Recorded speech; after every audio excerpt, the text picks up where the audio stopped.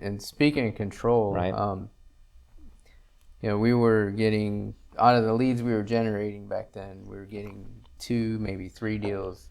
How many done. leads? Like, let's put some numbers. So how many leads like on a month? Like, would you? So we had a Real Geeks platform Okay. that would give us anywhere from 300 to 400 Okay. a month. Then we were buying Zillow at the time too, and like any given month it was 7,000 to 10,000. Okay.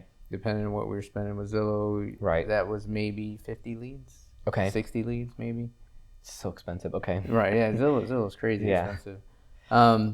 And that preferred lender we were using was able to get 2-3 deals done out of all that. We were giving him everything. Yeah. So he was paying us for the Zillow Right. share, but we gave him everything we had. Can you tell me, like, by giving him the leads, right? So just to be specific, like, what was that process? What happened? So in the CRM at that time, we were running 10 Days of Pain. 10 Days of Pain. And the what is Keller, 10 Days of Pain? It's the Keller Williams way of following up with a lead. So I have some feelings about it, but I'll tell you. You're going to call that lead and bug them for a solid 10 days. I mean, we actually broke our 10 days up into about a 25-day plan. So I guess ours was 25 days of pain. Right. But we weren't calling them every day. It would be like the first day, the third day, maybe 7th day, 12th day, whatever it may be.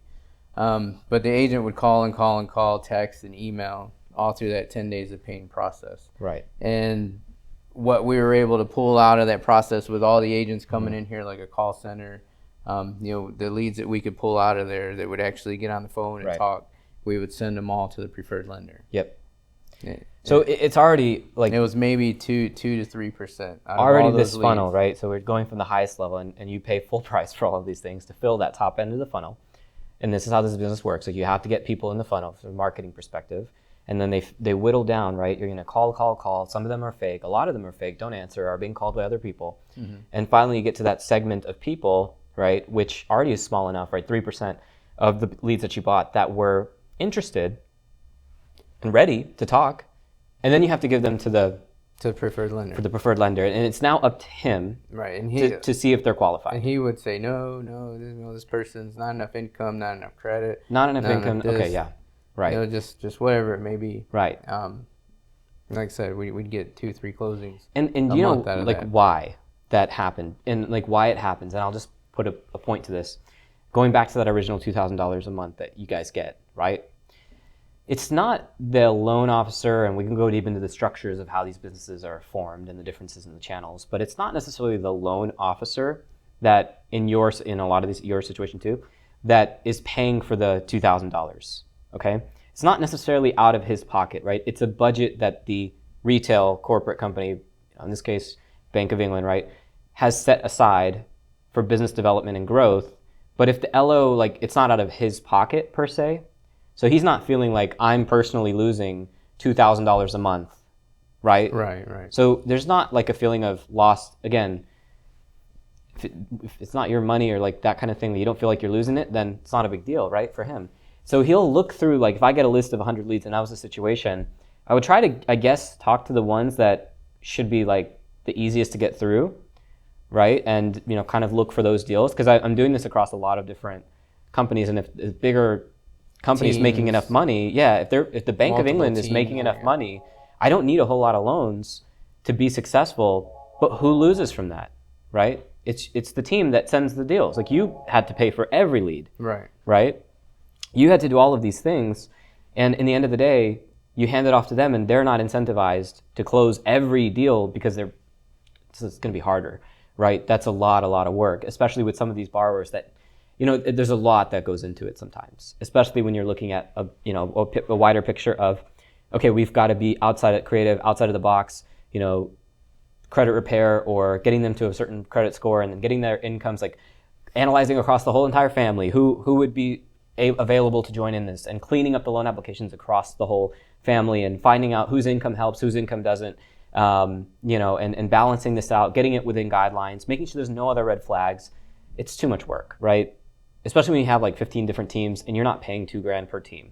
Yeah, he's just going to cherry pick the easy ones. Yeah, and that's what was happening. So he can get a paycheck. So out of those, how many were you closing? I think you said it, but again, how many?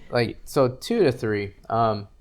Obviously, as a team, we constantly do about anywhere from 10 to 15 a month. Yeah. But all the leads that we would send him to get financing, he was consistently doing about 2 to 3. Okay. I 2 mean, to 3. I mean, some months he'd get 4 or 5, but Yeah. I'd say on average it was 2 to 3 a month. Okay.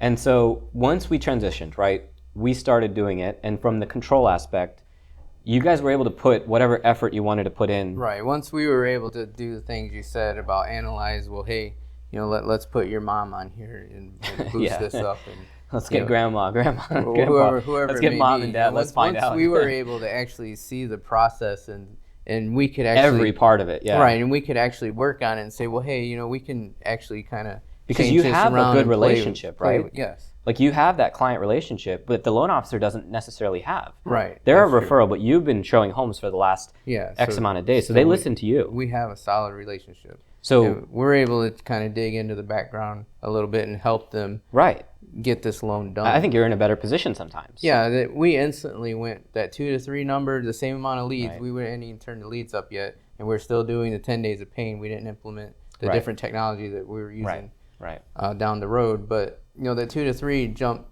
from 5 to 7 instantly. It was an instant change. Right, and the difference being that.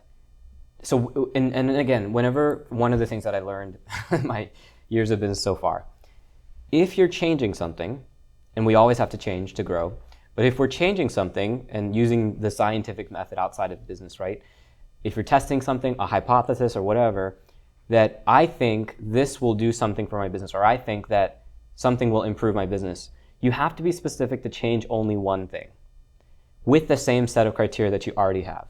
Otherwise, you cannot really tell what's the difference. Right. So, first and foremost, we just swap the lender out, bring the operations in-house. And that's the only difference that you make. That's it. And we have a track record of market fluctuations. We have a track record of where the markets are at and what performance we have. So it's not like we can explain this by saying, okay, the markets were just better, you got lucky or whatever. The markets were actually getting worse. They were getting worse. But you doubled your production, and it was consistent. Yes. And it was because there were deals in that, your diamonds. You guys have the culture, you called it diamonds, right? Right. In the rough, where you go through and find those deals that plucking them out of our database. Yeah, and wherever they're coming from, but those people that necessarily didn't have the time or effort or time of day with the lender, because it's just not set up the way, it's not set up for them to have that, because they have got other deals to pick from, because you make so much money in retail lending. So they can cherry pick the deals, and the structure in the corporate model that it's always been of, we'll give you some money towards Zillow and you give us the deals across 50 different offices, and then we make 4 or 5, 6% on the back end as a retail lender. That's high, but there's enough money, with less deals, so I'll do the less deals and make more money. Right. Right? Mm-hmm. And that's the easiest way. It's a business model, but the team doesn't even realize they're suffering. No, because again, what you don't see doesn't happen, all you see is that $2,000 a month. And that's like, oh, awesome. Great. Right.